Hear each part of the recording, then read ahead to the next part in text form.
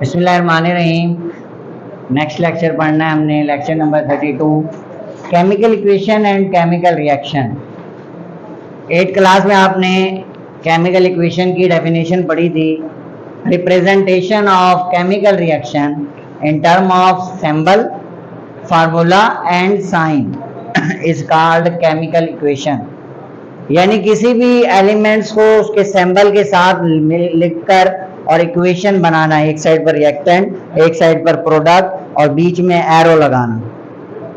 यानी एक chemical equation दो चीजों पर, दो पार्ट पर मुश्तमिल है। एक है बेटा रिएक्टेंट और दूसरा क्या है, प्रोडक्ट। रिएक्टेंट क्या है, लफ्ज बता रहा है जो स्पीशीज रिएक्ट कर रही होती है, केमिकल रिएक्शन में हिस्सा ले रही होती है। The species which take part in a chemical reaction is called reactant.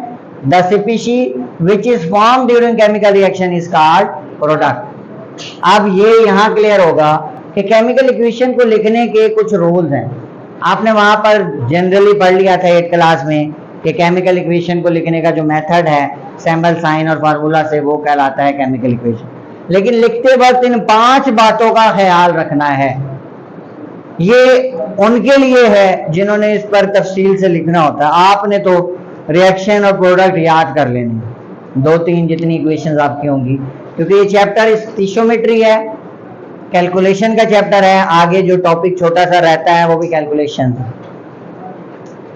पहला रूल, जो सबसे अहम रूल है, जो आपने पहले भी पढ़ा हुआ है क्लास में, for writing chemical equation it must be followed law of conservation of mess.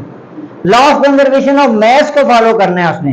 यानी जो रिएक्टेंट का मैस है जितना टोटल मैस है उतना ही प्रोडक्ट का मैस होना चाहिए, इक्वल होना चाहिए। यानी कोई भी नया एलिमेंट ऊपर से हवा से ना आ जाए, जो रिएक्टेंट में है वही आपने आगे पीछे जगहें तब्दील करें। जैसे ये एग्जांपल है, ZnH2SO4 है, जिंक सल्फ्यूरिक एसिड से रिएक्शन कर रहा है। अब जिंक सल्फेट बन गया, हाइड्रोजन गैस रिलीज हो गई, यानी इस जिंक ने इस हाइड्रोजन को हटा दिया। लेकिन ये नहीं है कि जिंक कोई हवा से नहीं आया, रिएक्टेंट में मौजूद था, सिर्फ एक शक्ल से दूसरी शक्ल में चेंज हो गया है। यही law of conservation of mass है। Mass neither be created nor destroyed, but it changes one form to another form. यहां पर लिखेंगे एक रिएक्टेंट से प्रोडक्ट में चेंज हो जाएगा, शक्ल तब्दील होगी, बस रहेगा जिंक ही। There must be correct symbol and formula of element और कंपाउंड। करेक्ट सिंबल होने चाहिए। सोडियम का सिंबल क्या है, Na, capital N small a। Capital A नहीं लिखना, कैपिटल A लिख दोगे तो एवोगैड्रो नंबर बन जाएगा। पढ़ा नहीं है, N और कैपिटल A, एवोगैड्रो नंबर 6.022 10 की पावर 23।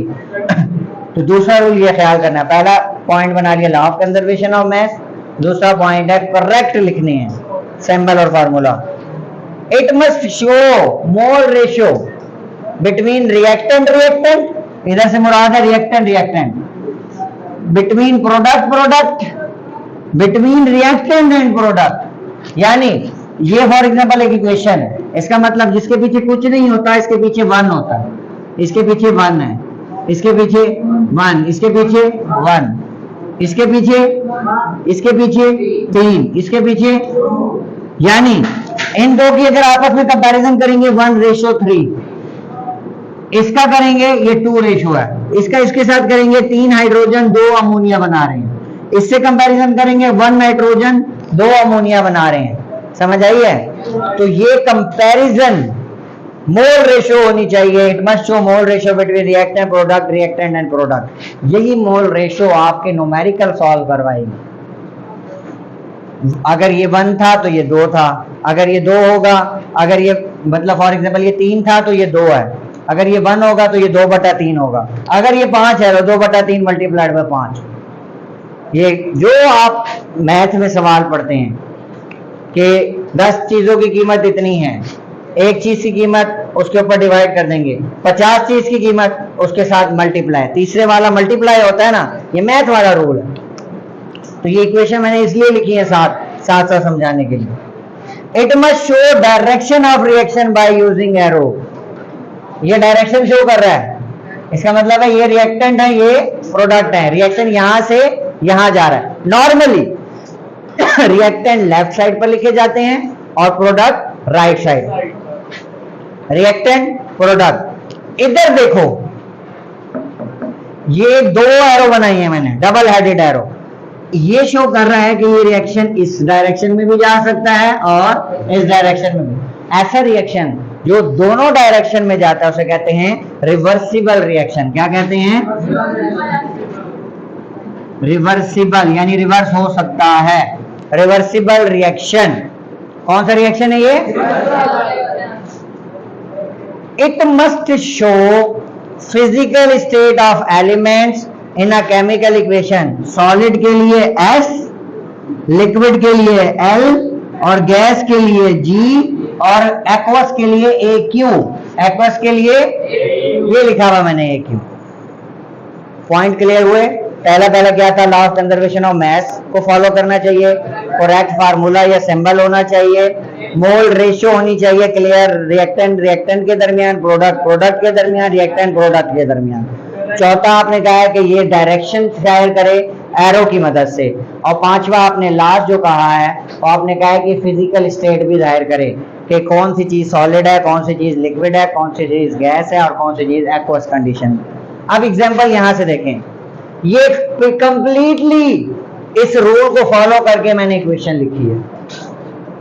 एक Zn एक H2SO4 के साथ मिलकर एक ZnSO4 एक हाइड्रोजन गैस का मॉलिक्यूल बनाता है।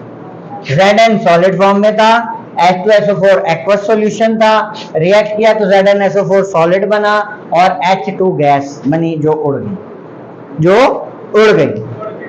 AgNO3 एक्वस कंडीशन में था, NaCl नमक पान का सॉल्यूशन था, एक्वस कंडीशन में था। दोनों ने रिएक्ट किया, फौरन से AgCl, मैंने आपको बताया था दुनिया का फास्टेस्ट रिएक्शन है। जैसे ही AgNO3 एक्वस सॉल्यूशन NaCl में एंटर होता है, फौरन AgCl के वाइट पीपीटी बन जाते हैं। क्या बन जाते हैं? वाइट पीपीटी, वाइट प्रेसिपिटेट बन जाते हैं सॉलिड, और वो नीचे जम जाते हैं, नीचे बैठ जाते हैं। और साथ Na पॉजिटिव और NO3 मिलता है और ये मिलकर NaNO3 बना देते हैं एक्वस कंडीशन में। अमोनिया के एक मॉलिक्यूल हाइड्रोजन के 3 मॉलिक्यूल से मिलकर 2 अमोनिया बनाता है। तीनों गैस हैं और ये रिएक्शन क्योंकि दोनों डायरेक्शन में चल सकता है इसलिए इसे कहते हैं रिवर्सिबल रिएक्शन। अब ये जो मैंने जगह छोड़ी है इसमें आपने ये लिखना है जो मैंने बताया है कि जिंक जो है, एक जिंक H2SO4 के साथ रिएक्ट करता है और जिंक सल्फेट बनाता है, साथ हाइड्रोजन गैस बनाता है। जिंक सॉलिड स्टेट में था, H2SO4 एक्वस में और ZnSO4 सॉलिड में और H2 गैस। इसी तरह से इसका लिखना है, इसी तरह से इसका लिखना है। यहाँ पर एक डेफिनेशन कौन सी आएगी? Reversible reaction, the reaction which moves in both direction. The reaction which moves in both direction is called reversible reaction. ये लिख लो, the reaction which moves on both direction.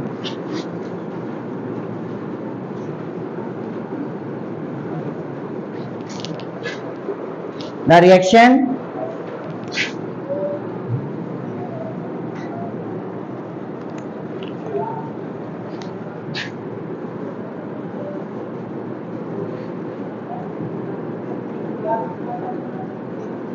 which moves on both direction is known as reversible reaction. इसको double headed arrow से जाहिर करते हैं। कर लोगे? ये आपका जो है कल का होमवर्क है, इसे अच्छी तरह से आपने प्रिपेयर करना है और ये रूल्स लिखने हैं। लिखोगे तो ये रिवाइज हो जाएंगे। जज़ाकल्लाह।